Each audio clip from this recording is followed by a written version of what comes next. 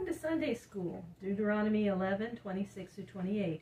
Behold, I set before you this day a blessing or a curse. A blessing if you obey the commandments of the Lord your God, which I command you this day, and a curse if you will not obey the commandment of the Lord your God, but turn aside out of the way which I command you this day to go after other gods which ye have not known. Amaziah was the ninth of the kings of Judah, if the years of Athaliah's rule be counted as a separate reign. Amaziah worshipped the Lord, but he did not serve the Lord with a perfect heart. He gathered an army of 300,000 men to make war on Edom and bring its people again under the rule of Judah. He hired also an army from Israel to help him in this war, but a prophet said to him, O king, do not let the army of Israel go with you against Edom, for the Lord is not with the people of Israel. But go with your own men and be strong and brave, and the Lord will help you. But how will I get back the money that I have paid to the army of Israel? Said Amaziah to the prophet. Fear not, said the prophet, the Lord is able to give you much more than you have lost.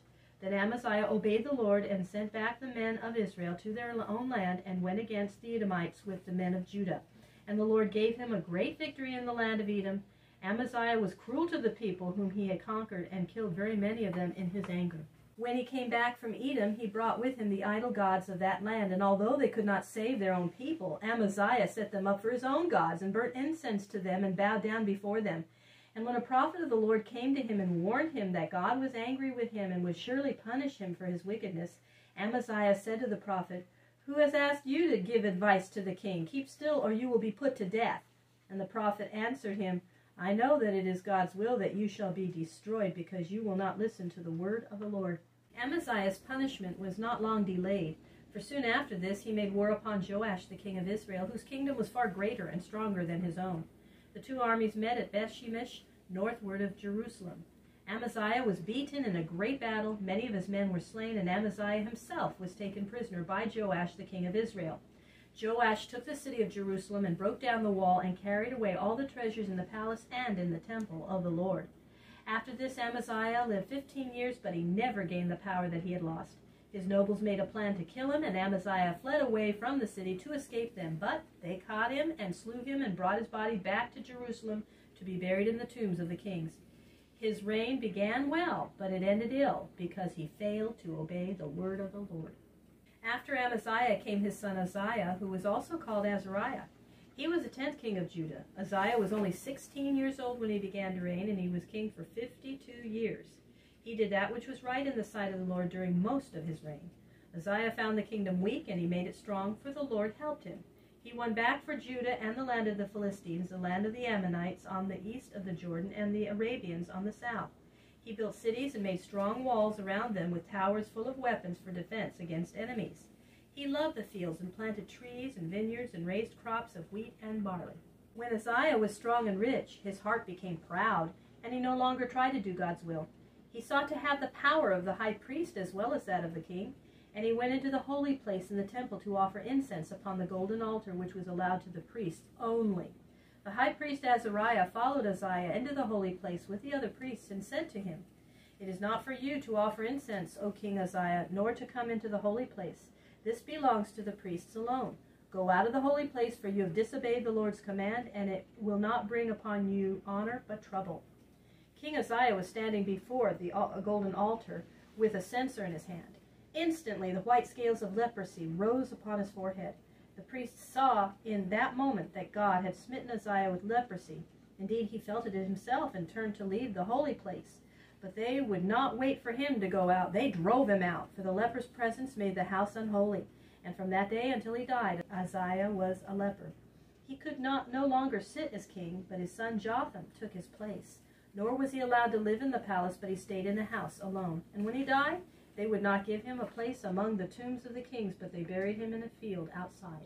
Jotham, the 11th king, ruled after his father's death 16 years. He served the Lord, but he did not stop his people from worshiping the idols. He was warned by his father's fate, and was content to be a king without trying at the same time to be a priest and to offer incense in the temple. God was with Jotham and gave his kingdom some success. The next king, the 12th, was Ahaz, the most wicked of all the kings of Judah. He left the service of God and worshipped the images of Baal. Worse than any other king, he even offered some of his own children as burnt offerings to the false gods. In his reign, the house of the Lord was shut up, and its treasures were taken away, and it was left to fall into ruin. For his sins and the sins of his people, God brought great suffering upon the land.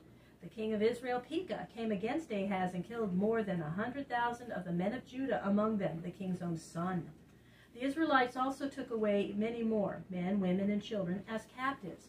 But a prophet of the Lord in Israel, whose name was Oded, came out to meet the rulers and said to them, The Lord God was angry with Judah and gave its people into your hand. But do you now intend to keep your brothers of Judah as slaves? Have you not also sinned against the Lord? Now listen to the word of the Lord, and set your brothers free, and send them home. Then the rulers of Israel gave clothing to such of the captives as were in need, and set food before them. They sent them home to their own land, even giving to those that were weak among them asses to ride upon. They brought them to Jericho in the valley of the Jordan, and gave them to their own people. When the Edomites came against Judah, King Ahaz sent to the Assyrians, a great people far away, to come and help him. The Assyrians came, but they did not help him, for they made themselves rulers of Judah, and robbed Ahaz of all that he had, and laid heavy burdens upon the land. At last Ahaz died, leaving his people worshippers of idols, and under the power of the king of Assyria. In the days of these three kings, Uzziah, Jotham, and Ahaz, God raised up a great prophet in Judah, whose name was Isaiah. The prophecies that he spoke in the name of the Lord are given in the book of Isaiah. In the year that King Uzziah died, Isaiah was a young man. One day, while he was worshiping in the temple, a wonderful vision rose suddenly before his sight. He saw the form of the Lord God upon a throne with the angels around him. He saw also strange creatures called seraphim, standing before the throne of the Lord. Each of these had 6 wings. With 2 wings he covered his face before the glory of the Lord. With 2 wings he covered his feet, and with 2 wings he flew through the air to do God's will. And these seraphim called out to one another, Holy, holy, holy is the Lord of hosts, the whole earth is full of his glory. And the young Isaiah felt the walls and the floor of the temple shaking at these voices, and he saw a cloud of smoke covering the house. Isaiah was filled with fear. He cried out, saying, Woe has come to me, for I am a man of sinful lips, and I live among a people of sinful lips, and now my eyes have seen the King, the Lord of hosts. Then one of the seraphim took into his hand the tongs that were used in the sacrifices. He flew to the altar, and with the tongs took up a burning coal. Then he flew to the place where Isaiah was standing, and pressed the fiery coal to Isaiah's lips, and he said, This coal from God's altar has touched your lips, and now your sin is taken away, and you are made clean. Then Isaiah heard the voice of the Lord saying, Whom shall I send to this people? Who will bear the message of the Lord to them? And Isaiah said, Here am I, Lord, send me. And the Lord said to Isaiah, You shall be my prophet, and shall go to this people, and shall give to them my words. But they will not listen to you, nor understand you. Your words will do them no good, but will seem to make their hearts hard, and their ears heavy, and their eyes shut. For they will not hear with their ears, nor see with their eyes, nor understand with their hearts, nor will they turn to me and be saved. And Isaiah said, How long must this be, O Lord? And the Lord said, Until the cities are left waste without people, and the houses without men to live in them. And the land shall become utterly desolate, and the people shall be taken far away into another land. But out of all this there shall be a few people, a 10th part, to come back, and to rise like a new tree from the roots where the old tree had been cut down. This 10th part shall be the seed of a new people in the times to come.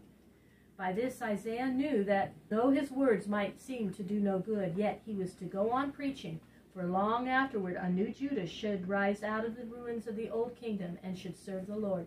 Isaiah lived for many years, and spoke the word of the Lord to his people until he was a very old man. He preached while 4 kings, perhaps also a 5th, were ruling. Some of these kings were friendly and listened to his words, but others were not willing to obey the prophet and do the will of God. And the kingdom of Judah gradually fell away from the worship of the Lord, and followed the people of the 10 tribes in the worship of idols.